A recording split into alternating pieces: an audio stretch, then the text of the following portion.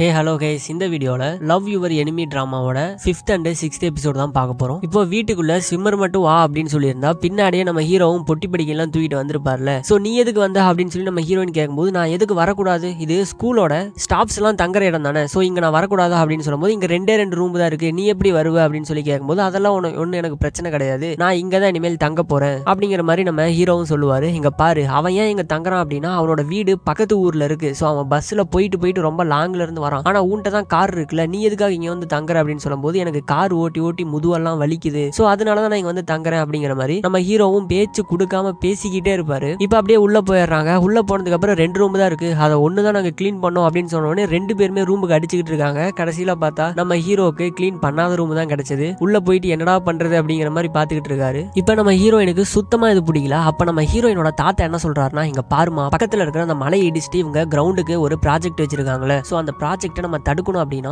நீ வந்து இந்த ஹீரோ பையன் இருக்கான்ல, சோ அவனோட கொஞ்சம் ஃப்ரெண்ட் ஆயிரு, அப்ப மட்டும்தான் அதை நம்ம அவங்க அப்பாட்ட சொல்லி தடுக்க முடியும், சோ அதனால நீ அவன் மேல கோவப்படாத அப்படின்னு அந்த தாத்தாவும் சொல்லிட்டு போயிடுறாரு. நம்ம ஹீரோயினுக்கு ஆமா இல்ல அப்படிங்கிற மாதிரி கொஞ்சம் தோணுது. இப்ப யாரு மார்க்கெட் போய் காய்கறி எல்லாம் வாங்கிட்டு வர போறா அப்படின்னு சொல்லிட்டு இவங்க ஸ்டோன் பேப்பர் சீசர் போட்டுக்கிட்டு இருப்பாங்க. அதுல கரெக்டா கடைசியா நம்ம ஹீரோவும் வந்து ஸ்டோன் போட்டு விட்டுறாரு. சோ இப்ப பாத்தீங்கன்னா நம்ம ஹீரோவும் ஹீரோயின் மட்டும்தான் மார்க்கெட் போகணும். 2 பேர் அப்படியே மார்க்கெட் போயிட்டு அங்க இருக்கிற காய்கறி எல்லாத்தையுமே வாங்கிட்டு இருக்காங்க. இப்போ வீட்டுல வந்து பாத்தீங்கன்னா அந்த ஸ்விம்மர் இருக்கான்ல, வகை வகையா சமைச்சு வச்சிருக்கான். அங்க இருக்கிற எல்லாருமே இம்ப்ரெஸ் ஆயிடுறாங்க. ஆனா நம்ம ஹீரோவுக்கு தான் பிடிக்கவே இல்லை. ஏன்னா இந்த ஸ்விம்மர் பார்த்து நம்ம ஹீரோ கொஞ்சம் ஜெலஸ் ஆகுறாரு. ஏன்னா அந்த ஸ்விம்மர் வந்து நம்ம ஹீரோயின் கூட எப்பயுமே இருக்கான்ல, சோ அதனால இப்ப அப்படியே பாத்திரம் எல்லாம் விளக்கிட்டு இருக்கும்போது அவங்க தாத்தா சொல்லிட்டு இருக்காரு, இந்த கல்யாணம் ஆறவங்களுக்கு ஒரு 7-8 வயசு டிஃபரன்ஸ் இருந்தா ஒன்னும் பிரச்சனை இல்லை அப்படின்னு சொல்லிட்டு இருக்கும்போது, அதெல்லாம் ஒன்னும் பிரச்சனை இல்லை அப்படிங்கிற மாதிரி வெளியே பேசிட்டு இருக்காங்க. இதெல்லாம் கேட்டு இங்க பாரு, உன்னை விட அவன் 7 வயசு சின்ன பையன், சோ அவனையெல்லாம் கல்யாணம் பண்ணலாம் நீ நினைச்சு கூட பார்க்காத அப்படின்னு சொல்லும்போது, நம்ம ஹீரோயின் என்ன சொல்றாங்க அப்படின்னா, அதெல்லாம் முடியாது. ஏன் முடியாது, அவனுக்கு வந்து பிடிச்சிருக்குது அப்படின்னா கண்டிப்பா நான் கல்யாணம் பண்றதுக்கு தயங்கவே மாட்டேன் அப்படிங்கிற மாதிரி சொல்லி நம்ம ஹீரோவை இன்னும் வெறுப்பேத்துறாங்க. வெளியே வந்து பார்த்தா அந்த ஸ்விம்மரும் அந்த தாத்தாக்கு கை கால்லாம் அமுத்தி விட்டுக்கிட்டு இருக்கான். நல்ல பேர் வாங்குற மாதிரி தோணுது. சோ இதை பார்த்து இன்னமும் நம்ம ஹீரோ காண்டாவறாரு. இப்போ அந்த ஃப்ரெண்ட்ஸ் கிட்ட எல்லாம் சொல்லிட்டு இருக்காங்க, இந்த மாதிரி 2 பேருமே அங்க வீட்டுக்கு வந்து தங்க ஆரம்பிச்சிட்டாங்க அப்படின்னு சொல்லும்போது, இந்த ஹீரோவை வெறித்தனமா காதலிக்கிற ஜோ இருக்கால, சோ அவளுக்கு ரொம்பவே கஷ்டமா இருக்கு. அப்புறம் இந்த பக்கம் அந்த ப்ராஜெக்ட்ல இருக்கிற ஒருத்தர் வந்து நம்ம ஹீரோ கிட்ட பேசிட்டு இருக்காரு. இந்த மாதிரி உங்க அப்பா வந்து அந்த மலையை வந்து இடிச்சுட்டு கிரவுண்ட் ஆக்கலாம்னு சொன்னாருப்பா, அந்த ப்ராஜெக்ட் என்ன பண்ண போற அப்படின்னு சொல்லும்போது, அப்படிலாம் நீங்க பண்றது மூலியமா அங்க இருக்கிற ஜீவராசிகளுக்கெல்லாம் என்ன பதில் சொல்ல போறீங்க, அது கரெக்டா, நான் யோசிக்கணும் அப்படிங்கிற மாதிரி சொல்லி அனுப்பிடுறாரு. இப்ப நம்ம ஹீரோ ஸ்கூல்ல இருக்கும்போது அந்த இடத்துக்கு அந்த தாத்தா வராரு. தாத்தா வந்து என்ன சொல்றாருன்னா, டக்குனு அவரோட ரூமுக்குள்ள இருந்த ஒரு புக் எடுத்து, இந்த புக்ல 68வது பக்கம் நீ படிச்சு பாரு, சோ அந்த பக்கத்துல அந்த மலையில என்னெல்லாம் நல்லது இருக்கு, எதனால அந்த மலை அழியக்கூடாதுன்னு நான் நினைக்கிறேன் அப்படிங்கிற எல்லாமே இதுல இருக்கும், டைம் இருந்தா படி அப்படின்னு சொல்லி நம்ம ஹீரோ கிட்ட அந்த தாத்தா புக்கை கொடுத்துட்டு அங்க இருந்து போயிடுறாரு. இப்போ அன்னைக்கு ஈவினிங் பாத்தீங்கன்னா நம்ம ஹீரோயினும் அந்த ஸ்விம்மரும் ஜாலியா நடந்து வந்துட்டு இருக்கும்போது, இது எப்படி இவங்க 2 பேரும் ஒன்னா போலாம் அப்படின்னு சொல்லிட்டு நம்ம ஹீரோ உள்ள பூந்து நடந்துகிட்டு இருப்பாரு. இப்போ அன்னைக்கு நைட்டு பாத்தீங்கன்னா எல்லாருமே டின்னருக்காக வெயிட் பண்ணிட்டு இருக்கும்போது, நம்ம ஹீரோ அவ்வளவுதான் சமைச்சு முடிச்சிட்டேன் அப்படின்னு சொல்லிட்டு எடுத்துட்டு வந்திருப்பாரு.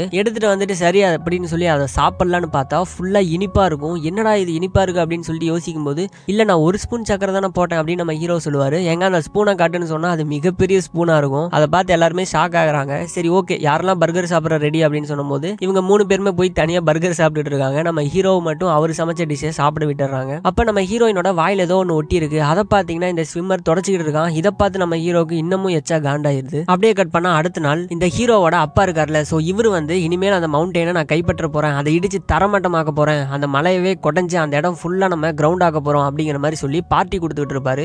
இதை வெளியே இருந்து கேட்ட தாத்தாக்கு பாத்தீங்கன்னா செம்ம காண்டா ஆகுது. டக்குன்னு உள்ள வந்துடுறாரு. உள்ள வந்தோடனே என்னையா வந்துட்டியா, ஒரு சேரை பிடிச்சி உட்காந்து குடிச்சிட்டு போ அப்படின்னு சொல்லும்போது தாத்தாக்கு செம்ம காண்டாகுது. அந்த மவுண்டன்ல என்னெல்லாம் இருக்கு தெரியுமா, ஏன் இந்த மாதிரி பண்ணிட்டு இருக்கு அப்படின்னு சொல்லும்போது, என்ன பல்லு இல்லாத புலி இருக்கா, அதுக்கெல்லாம் நீ கருணப்பட்டா என்ன பண்றது, நான் ஒரு பிசினஸ் மேன், நான் அப்படிதான் பண்ணுவேன் அப்படிங்கிற மாதிரி சொல்லும்போது நம்ம தாத்தாக்கு செம்ம காண்டாயிருது. அது மட்டும் இல்லாம நம்ம தாத்தா முன்னாள் ஜிம் கோச்சாக இருந்திருப்பாரு. அதனால கையை முறுக்கி நம்ம தாத்தா வந்து நம்ம ஹீரோவோட அப்பாவை மூஞ்சில பட்டுன்னு 2 அடியா போட்டுறாரு. பின்னாடி வந்து நம்ம ஹீரோ தடுக்க வந்தா நம்ம ஹீரோக்கு அடி விழுந்துருது. இதை பார்த்து நம்ம ஹீரோயின் என்ன பண்றதுன்னே தெரியாம பாத்துட்டு இருக்காங்க. உடனே அவங்க தாத்தாவுக்கு அதிகமா பிரஷர் ஆயிருது. கூட்டிட்டு வந்து வீட்டுல படுக்க வச்சிடறாங்க. படுக்க வச்சதுக்கு அப்புறம் இப்ப நம்ம ஹீரோயின் வந்து நம்ம ஹீரோ கிட்ட சண்டை போடுறாங்க. அவர் எவ்வளவு வயசானவர் தெரியுமா, ஏன் உங்க அப்பா இந்த மாதிரி ப்ரொவோக் பண்றாரு, அவர் மட்டும் கிண்டல் பண்ணாம இருந்திருந்தா என் தாத்தா அடிச்சிருப்பாரா, எதனால இந்த மாதிரி பண்ணிட்டு இருக்கீங்க, எங்க கிட்ட இருந்து என்ன வேணும் அப்படிலாம் சொல்லும் போது, இங்க பாரு அது எங்க அப்பாவோட ப்ராஜெக்ட், எனக்கு அதுக்கு சம்பந்தமே இல்லை, எனக்கு அதை பத்தி எதுவுமே தெரியாதுன்னு சொல்லி நம்ம ஹீரோ சொல்லிட்டு இருப்பாரு. ஆனா நம்ம ஹீரோயினுக்கு நம்ம ஹீரோ மேலதான் கோவமா இருக்காங்க. இப்ப அடுத்த நாள் எல்லாரும் உட்காந்து சாப்பிடும்போது நம்ம ஹீரோயினை கூப்பிட்டா நம்ம ஹீரோயின் வரமாட்டாங்க. என்னன்னு பார்த்தா அவங்களோட கோவத்தை சாப்பாட்டுல காமிப்பாங்களாம். சரின்னு சொல்லிட்டு அதை சாப்பிட்டு நம்ம ஹீரோயினை பார்த்து வெறுப்பேத்திட்டு இருப்பாரு. அப்புறம் கிரவுண்ட்ல நம்ம தாத்தாவும் ஹீரோயினும் ஜாலியா ஜாக்கிங் போயிட்டு இருக்கும்போது அப்ப தாத்தா என்ன சொல்றாருன்னா, ஹீரோ தங்கி இருக்கிற அந்த ரூம்ல பாத்தீங்கன்னா ஹீட்டர் ஒர்க் ஆகல, இது வேற வின்டர் சீசன், சோ கண்டிப்பா செம கூலிங்கா இருக்கும், ஹீரோக்கு உடம்பு சரியில்லாம இது போயிட போகுது, அது நம்ம சரி பண்ணணும் அப்படின்னு சொல்லும்போது நம்ம ஹீரோயின் சரி ஓகே தாத்தா சரி பண்ணிடலாம் அப்படிங்கிற மாதிரி சொல்லிடுறாங்க. ஆனா அதுக்குள்ள நம்ம ஹீரோ அப்படியே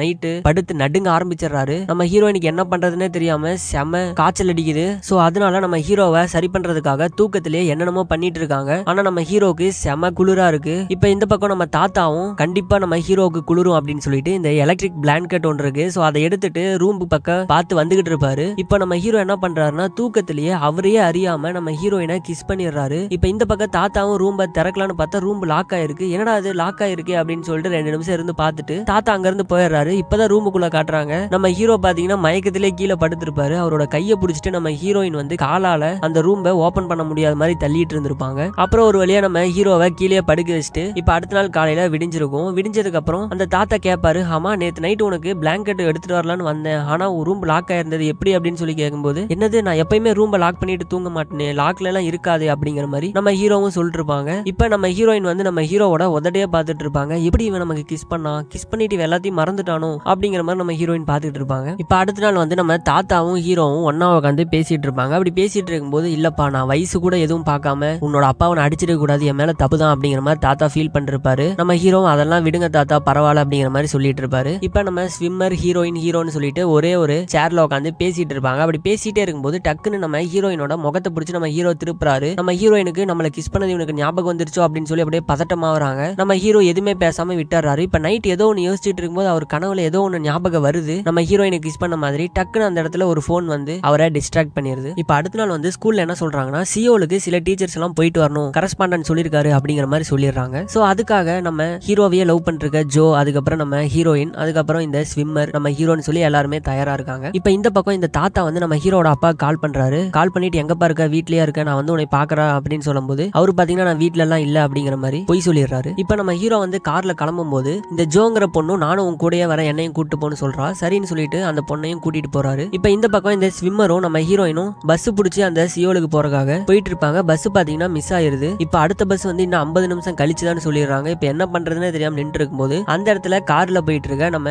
ஹீரோவும் ஜோவும் பாத்துறாங்க. டக்கு நம்ம ஹீரோ காரை நிப்பாட்டிட்டு உள்ள வந்து ஏறு அப்படின்னு சொல்லும்போது இவங்க 2 பேரும் அந்த கார்ல ஏறிக்கிறாங்க. இப்ப நம்ம ஹீரோயினுக்கு ஜலதோஷம் பிடிச்சிருக்கு. நமக்கு இருந்த ஜலதோஷம் இவளுக்கு எப்படி பிடிச்சது, அன்னைக்கு நைட்டு நம்ம ரூம்பை யார் லாக் பண்ணது அப்படிங்கிற மாதிரி போட்டு நம்ம ஹீரோ வந்து குழம்பிக்கிட்டு இருக்காரு. இப்ப நம்ம ஹீரோயினும் மாத்திரை எல்லாம் உள்ள போட்டுக்கிறாங்க. இப்போ வேலையெல்லாம் முடிச்சுட்டு அவங்கள ஒரு ஹோட்டல்ல இறக்கி விட்டுட்டு, சரி நீங்க ஹோட்டல்ல சாப்பிட்டுக்கிட்டு இருங்க, முடிச்சதுக்கு அப்புறம் எனக்கு கால் பண்ணுங்க, நான் பக்கத்துல இருக்கேன், எங்க வீட்டுக்கு போயிட்டு வந்துடுறேன் அப்படின்னு சொல்லிட்டு நம்ம ஹீரோ அங்க இருந்து கிளம்புறாரு. இப்ப உள்ள பாத்தீங்கன்னா ஜோவும் நம்ம ஹீரோயின் அதுக்கப்புறம் இந்த ஸ்விம்மர்னு சொல்லி 3 பேரும் சாப்பிட்டுக்கிட்டு இருக்காங்க. நம்ம ஜோக்கு சுத்தமா பிடிக்கல நம்ம ஹீரோயின் வந்து நம்ம ஹீரோ கிட்ட பேசுறது. இப்ப நம்ம ஹீரோயின் உள்ள ரெஸ்ட் ரூம் போயிருக்கும்போது அந்த இடத்துல ஸ்விம்மரும் இருக்க மாட்டான். நம்ம டக்குன்னு ஜோ என்ன பண்றாங்கன்னா நம்ம ஹீரோயினோட போனை எடுத்து ஸ்விட்ச் ஆஃப் பண்ணி அவங்க பேக் உள்ள போட்டு வச்சுக்கிறாங்க. போட்டு வச்சுட்டு நீயும் ஸ்விம்மரும் பாக்குறதுக்கு ரொம்ப பேர் மாதிரி இருக்கீங்க, நீங்க காதலிச்சா ரொம்ப நல்லா இருக்கும் அப்படின்னு நம்ம ஹீரோயின் பேசிட்டு அங்க இருந்து அவங்க படிக்க, சரி நான் கிளம்புறேன், பக்கத்துல என் ஃப்ரெண்ட் ஒருத்தி இருக்கா, அவ வீட்டுல பார்ட்டி இருக்கு அப்படின்னு சொல்லிட்டு போய் சொல்லிட்டு அங்க இருந்து பஸ் ஸ்டாப்புக்கு கிளம்பிடுறாங்க இந்த ஜோ. அதுக்கப்புறம் நம்ம ஹீரோ வந்து அந்த பிக்கப் பண்ற ஹோட்டலுக்கு கீழே நின்னுகிட்டு நம்ம ஹீரோயினுக்கு கால் பண்ணிக்கிட்டே இருக்காரு. ஆனா நம்ம ஹீரோயினோட போன் வந்து சுவிட்ச் ஆஃப்லயே இருக்கு. என்னாச்சு ஏதாச்சுன்னே தெரியாம நம்ம ஹீரோ இங்க பதட்டப்படுறாரு. அந்த பக்கம் இந்த ஸ்விம்மர் இருக்கான்ல அவனும் நம்ம